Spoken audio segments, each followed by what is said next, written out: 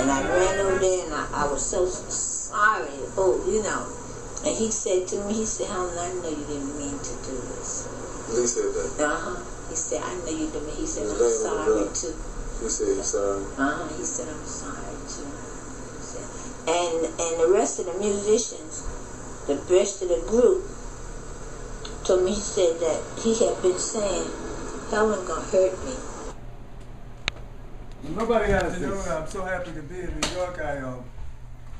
I know that New York is the capital of everything, especially information. So when I first found out about this bookstore, and I'm thoroughly in love with the name, Sisters Uptown Cultural Center. I love that name, Cultural Center and Bookstore, because I'm all about our culture, African culture. I'll leave that / American out. Because basically what we are captive Africans. We didn't ask to come over here. We were kidnapped and brought to this place.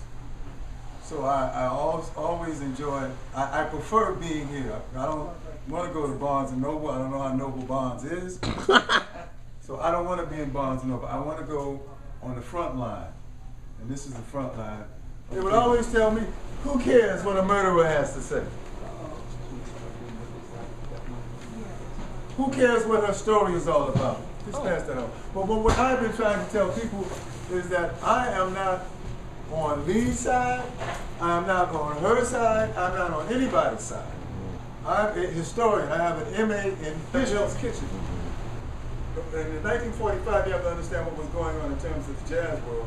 This is where all the beboppers were, the Charlie Park and all these people were creating this music on 52nd Street. And then when the musicians would leave the gig, they would come over to her house, 2 or 3 o'clock in the morning. And she liked to serve people food.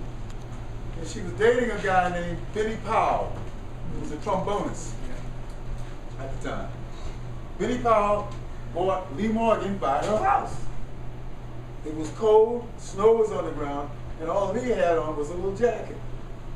So she said, well, where's your jacket? He said, where's your coat? Where's your overcoat? He said, his overcoat is in the pawn shop. She said, well, where's your trumpet? He said, my trumpet is in the pawn shop. He said, well, we're going to go downtown and get your coat and your trumpet out of the pawn shop. And she said, from that moment on, Lee hung on to her. That's a quote. He moved in with her. She rescued his career. This is on a cold night in February. She killed him on a cold, snowy night in February, right? Ironic, huh? This is a poem that I wrote. It's in the back of the book. Cold night in New York City. Cold night in New York City. No one has any pity when junkies look real silly walking around willy-nilly, without a coat or a tool, looking very uncool, sounding like a baby, looking like a maybe. Where's your horn? How can you perform? In the pawn shops. What about your chops? Cold night in New York City. Speedball is aplenty. Taxi ride downtown, Vanguard slugs, gun on the ground. Helen, I know you didn't mean to do it. Lee, why did you make me do it? Shoot you with no pity, cold night. He's also shooting, quote unquote, tremendous amounts of cocaine. Right? She was trying to clean him up, but he was still shooting, and she told me that she said you're just shooting too much cocaine. She said you're nervous all the time and you're agitated. And so she thought that at that point she had been getting on his nerves, right? And so they were living together. They started making a little money. They were living together, but they weren't being seen together in public. Right? She didn't go to any of his. As a matter of fact, she handled all his business. Because before she came on the scene and cleaned him up, he was, he didn't give, he wouldn't go to the gig. She said, unless he had a shot of dope in him, he wasn't going nowhere. He had to have his shot of dope before he would go on the gig. So she was the one who made sure that he made all the gigs. They started making a little money. They moved up on, and during that time, the Grand Concourse was Yeah, so they were living up on the Grand Concourse, doing very well. But she was heartbroken because he was leaving her at home, hang out with another young girl, his age, getting high. And my understanding that he was very arrogant to her, treated her very mean.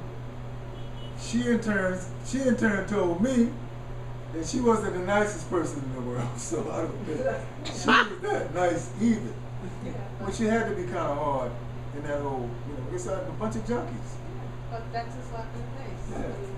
Bring somebody you think you purchased them, Right. and they're supposed to. Right. Well, that's what she said. There's a quote. She said he wasn't supposed to go out there and do those things because, She said. Let me tell you about her, and you'll see this in the book. She had her first child at 13, a son. She had another child at 14. She abandoned both of them, left them with her grandparents in Brunswick County.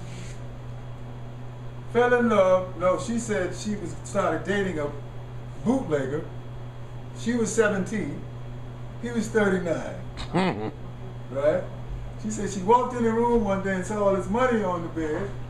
She fell in love with the money, and he fell in love with her. Right? She told me that he went swimming one day and drowned. Right? Her son told me that she told him that she killed him. This is a fascinating story. So she's a black widow. Oh, somebody else said that. I just did a book signing in D.C. and they said the same thing. What does black widow mean? What does that mean? You kill them. They kill their mates. Venomous. Oh, okay. Yeah, that's right. Yeah. I remember that. They kill their mates when they're down. Right. Well, like I said, there's so many contradictions in this story. Everybody has a different story to tell. But the mere fact is, she told me her story. She might put some embellishments to it. She might be a lie here, a lie there, what she didn't want to tell me. But the fact that I got her story, right? Oh man, they're mad at me. And I say they. I mean, that's a whole group of folks, especially the people who thought they should have had this story, and I was the one to get it. Jazz musicians are probably boycotting the fact that I'm in town because they don't. This is the story that they would never thought would happen to them. That's like a guy carrying mail on his mail route, and his wife comes on his route and kills him. You're working, that's work to them. You're on your job, and somebody comes on your job and kills you. And when they're on the bandstand, that's when they're at peace. So for a fellow jazz musician to get killed while he's performing, and she killed him during intermission. 10 political prisoners during the 1970s. That's the home of the Wilmington 10. But also, there was also a massacre there in 1898 where a countless number of black people were killed. It was the only example of a coup d'etat in the United States of America in that town. So it has a very long and bloody history. I am a radio announcer, a jazz radio announcer. I've been announcing jazz since 1978. I'm also a writer. I've written 2 books. This is my 3rd book. I stumbled onto this story.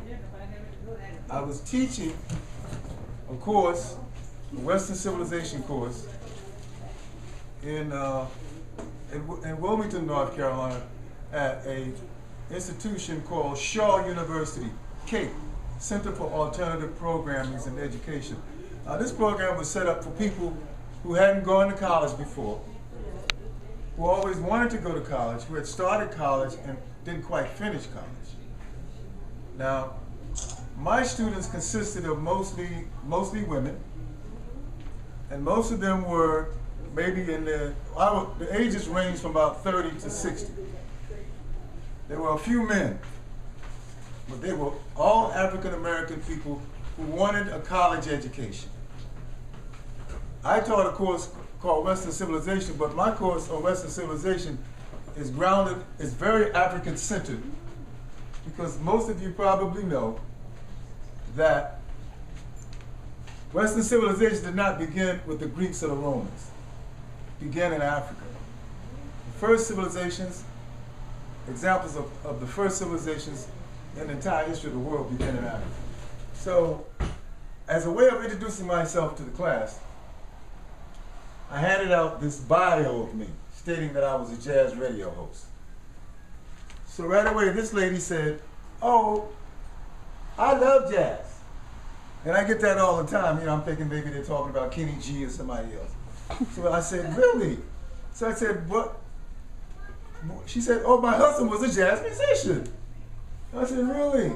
And I said, "What was your husband's name?" And she called herself Helen Morgan. Right? Now I didn't know his name was Lee. I said, "Lee Morgan?" She said, "Yes, that was my." She said, "I'll think about it." It took her 6 years. She finally decided to grant me an interview. February 1996. March 1996, she died.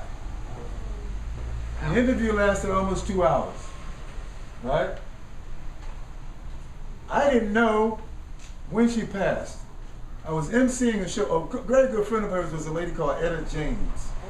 Etta Jones, excuse me.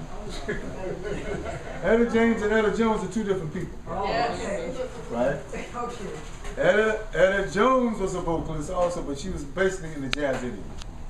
I was emceeing a concert at a venue in Chapel Hill, North Carolina. I live in Chapel Hill, which is where the University of North Carolina is. I was emceeing a show, and Etta was a part of the show. And I said, "Oh," and Mrs. Morgan had talked about Etta. So I said, "Oh, I know a friend of yours." She said, "Who?" I said, "Helen Morgan." She said, "Really?" I said, "I've interviewed her, and I'd like for you to listen to the interview." And she said, "Well, you know, Helen died." And I said, "Well, I didn't know that." And I was so taken back by that I didn't know what to do. So I decided to transcribe the interview that I conducted, right? And I decided to write a piece and post it on the internet. The piece was called "The Lady Who Shot Lee Morgan," right? I published it and posted it on the internet in 2007. It went from here to Thailand. Wow. It's been translated into several languages: French, German, Dutch, Japanese. If you will Google "The Lady Who Shot Lee Morgan," the article will come up. Right?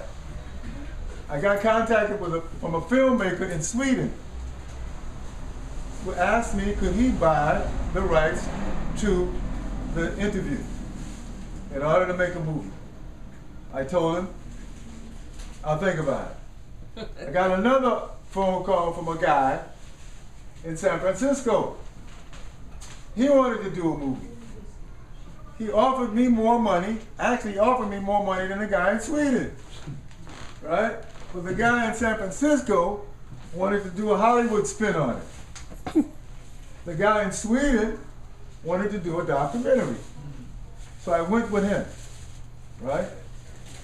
So a movie is coming out very, very soon. I'm in the movie. I'm in the movie. This guy actually got mad at me because I published a book. And he actually came to my house, stayed in my apartment. We went to where, well, he told me, dig this, he told me that the movie's going to be on Lee Morgan. I said, "Okay, cool." He's going to use the interview, Helen's voice, because Helen didn't take photos. He's going to use Helen's voice in the movie, right? I said, "Okay, cool." So he comes over, and Helen was born in Brunswick County, which is across the river from Wilmington.